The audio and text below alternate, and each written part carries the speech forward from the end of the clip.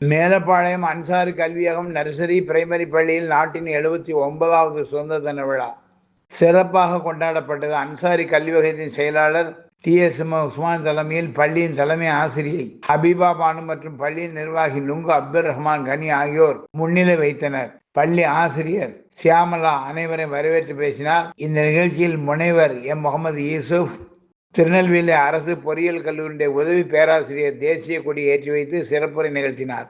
இந்த நிகழ்வில் சிறப்பு அழைப்பாளராக திருநெல்வேலி தொலைத்தொடர்புத்துறை ஆலோசனை உறுப்பினர் சிமுசே மசூது மற்றும் மாணவ மாணவிகள், ஆசிரியர், பெற்றோர்கள் கலந்து கொண்டனர். நிறைவாக பள்ளி ஆசிரியர் மெர்சி நன்றி கூறினார். சுதந்திர தியாகிகளையும் இந்த தருணத்தில் நாம் நினைவில் கொள்ள வேண்டும். குறிப்பாக இந்தியாவுடைய முதல் சுதந்திர போர் என்று சொல்லக்கூடிய சிப்பாய் கழகத்தில் மரணிக்கப்பட்டவர்களில் 2/3 உறுப்பினர்கள் நம்முடைய சமூகத்தை சேர்ந்தவர்கள். ஆகையால் இந்தியாவுடைய சுதந்திரத்தில் நம்முடைய பங்கு மிகவும் பெரும்பான்மையான உள்ளதை என்பதையும் நாம் இந்த தருணத்தில் நினைவு கூற வேண்டும். நம்முடைய மேலப்பாளையத்திலும் இந்தியாவுடைய சுதந்திர போராட்டத்தில் ஈடுபட்ட தியாகிகள் நிறைய பேர் உள்ளார்கள். அவர்களையும் இந்த நேரத்தில் நாம் நினைவில் கொள்ள வேண்டும்.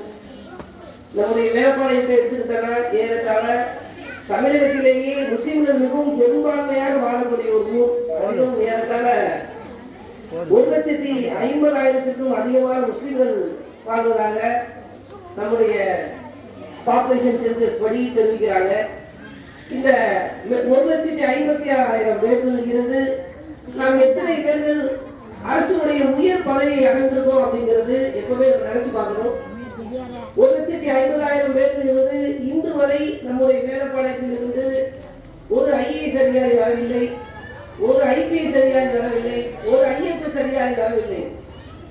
இவ்வளவு மக்கள் தொகை இருந்து இது போன்ற உயர் பதவிகளுக்கு நம்முடைய மக்கள் வரவில்லை என்றால் கண்டிப்பாக இதை நம்ம யோசிக்கணும். இன்று பள்ளி குழந்தைகளாக இருக்கக்கூடிய இந்த பிள்ளைகள் தான் இன்ஷா அல்லாஹ் வரக்கூடிய காலங்களில் இது போன்ற உயர் பதவியில் இருக்கணும் அப்படின்னா கண்டிப்பாக நீங்க போய் அமரணும். அதனால நீங்க உங்களோட மனசுல நீங்க பதிவு வச்சுக்க. கண்டிப்பாக நாம் ஒவ்வொருவருமே அரசினுடைய உயர் பதவிகளுக்கு போகணும். குறிப்பாக ஒரே ஒரு பெண்மணி, நம்ம ஊரை சேர்ந்த ஒரு சகோதரி, மேலப்பாளையத்துடைய முதல் பெண் பொறியாளர் நம்ம மேடம் தான். எத்தனை பேருக்கு தெரியும் தெரியல. நம்ம மேலப்பாளையத்தினுடைய முதல் பெண் பொறியாளர் நம்முடைய VST தெருவை சேர்ந்தவங்க தான். அவங்க பேர் ஹசீனான்னு சொல்லி. அந்த ஹசீனா மேடம் BE முடிச்சது ஒரு 2000லயோ 2010லயோ கிடையாது. அந்த மேடம் BE படிச்சு முடிச்சது 1986. 1986 மேலப்பாளையத்திலிருந்து முதல் பெண் பொறியாளர் அந்த மேடம் தான். முடிச்சு உடனே மேலப்பாளையத்திலிருந்து பெண்கள்ல முதல்ல அரசு வேலைக்கு போனதும் அந்த பெண் தான். ஆனா இப்போ 2025 வந்துருச்சு. அப்போ 1986 அரசு வேலைகளுக்கு போறான ஒரு அடிக்கல் அழகா காட்டிட்டு போயிட்டாங்க. ஏன் அப்படின்னா பெண்களுக்கு சொல்லி அரசு வேலை வாய்ப்புகள் 33% இடஒதுக்கீடு. இல்ல பெண்கள் மட்டும்தான் போக முடியும், வேற யாருமே போக முடியாது. அப்போ 1986 நம்ம ஊர்ல இருந்து ஒரு பெண்ணு BE முடிச்சு அவங்க ஒரு பொறியாளரை ஜாயின் பண்ணிட்டாங்க.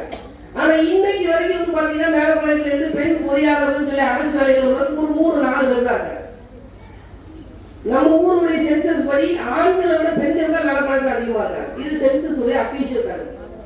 அப்போ ஒரு 1986 முடிச்சதுக்கு அப்புறம் கூட நம்ம விழிப்புணர்வு வரல. நான் மேலத்தை ஒவ்வொரு டைம் பார்க்கும்போது சொல்லுவேன், மேடம் நீங்க எந்த மாதிரி மைக்கை பிடிச்சி நீங்க பேசுறீங்க. இன்னைக்கு எத்தனையோ பெண்கள் நம்ம ஊர்ல இருந்து அரசு வேலைக்கு போயிருப்பாங்க.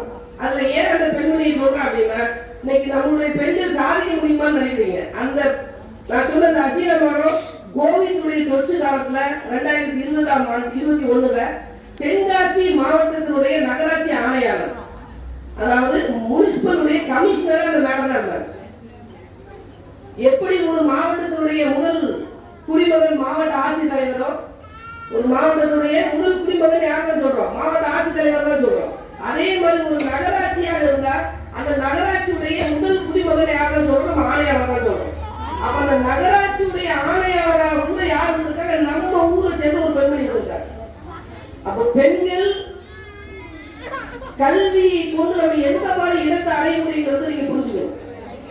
அதனால கல்வியை கொண்டு கண்டிப்பாக நீங்க பல்வேறு பதவிகளுக்கு நீங்க போக முடியும். இப்போ ஒரு வாரத்துக்கு முன்னாடி நம்ம பள்ளிக்கு வந்த சீஃப் கெஸ்ட் லிஸ்ட்டை பார்த்தேன். அப்போ என்னுடைய நண்பர் டாக்டர் யாசர் வந்து நம்ம இந்த பள்ளியில படிச்சு இன்னைக்கு ஒரு மிகப்பெரிய மருத்துவராக இருக்கிறார்.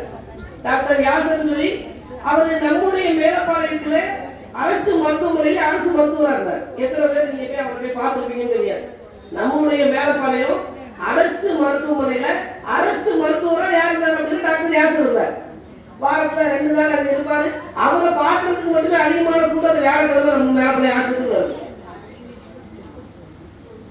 அதனால இந்த கல்வியை கொண்டு நம்மால் எந்த ஒரு இடத்துக்கும் நம்மளால போக முடியும். அதே மாதிரிதான் ஆலப்புழத்தில் இன்னொரு சகோதரி மிஸ்ரியான்னு இருக்கு. எத்தனை பேருக்கு தெரியும் தெரியல. இன்னைக்கு ஆலப்புழத்தில் ஒரு சகோதரி சவுதியில உள்ள ஒரு மெடிக்கல் பல்கலைக்கழகத்தில் ப்ரொஃபஸரா இருக்காங்க. மேலப்பாளையத்தை சார்ந்த ஒரு பெண்மணி, சகோதரியோட பேர் மிஸ்ரியா. இன்னைக்கு என்னவா இருக்காங்க அப்படின்னாரு, சவுதியில உள்ள ஒரு மெடிக்கல் பல்கலைக்கழகத்துல ஒரு பேராசிரியரா இருக்காங்க. அந்த சகோதரருடைய மாத சம்பளமே ஏறத்தாழ 8 லட்சம் ரூபாய். சவுதியில ஒரு யூனிவர்சிட்டியில நம்ம ஊரை சேர்ந்த ஒரு பெண்மணி ப்ரொஃபஸரா இருக்காங்க.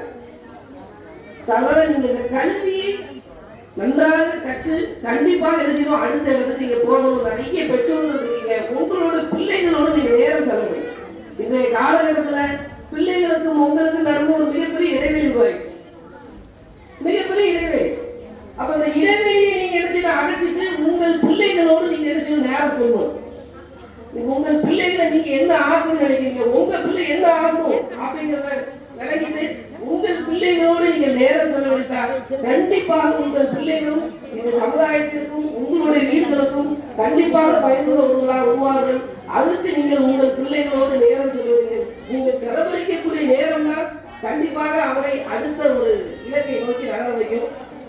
அது போக அண்ணனை பொறுத்தவரையில டிஎஸ்எம்ஓ ஃபேமிலி அப்படின்னாலே மேலப்பாளையத்தை பொறுத்தவரையில இந்த கல்விக்கு அவர்கள் செய்த குடும்பம் ரொம்ப மிகப்பெரிய. ஏன்னா மேலப்பாளையத்தில் இருக்கக்கூடிய முஸ்லீம் பள்ளிங்கிறது இவங்களுடைய குடும்பத்தை சேர்ந்தவர்கள் நம்முடைய ஊருக்காக நடந்ததாக கொடுக்கும்.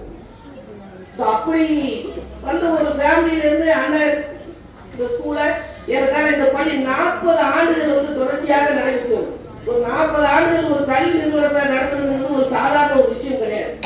அதுவும் குறிப்பாக நம்முடைய பகுதியில் வந்து ஏழை எளிய மக்கள் நன்றாக கல்வி கட்டணும் அப்படிங்கிற ஒரு முயற்சியில இந்த பள்ளியை நடத்தி வராங்க. நீங்களும் உங்களுடைய பிள்ளைகளை இந்த பள்ளியில சேர்த்து பயனடைங்க.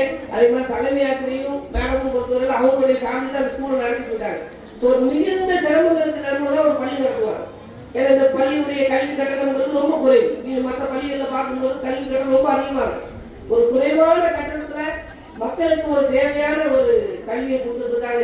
அவங்களுக்கு இதுவா செய்ய உங்களுடைய பிள்ளைகளில் வரக்கூடிய வருஷங்கள்ல இந்த பணிகளை சேர்த்து பயன்படுத்த வாய்ப்பு இருக்கிறேன்.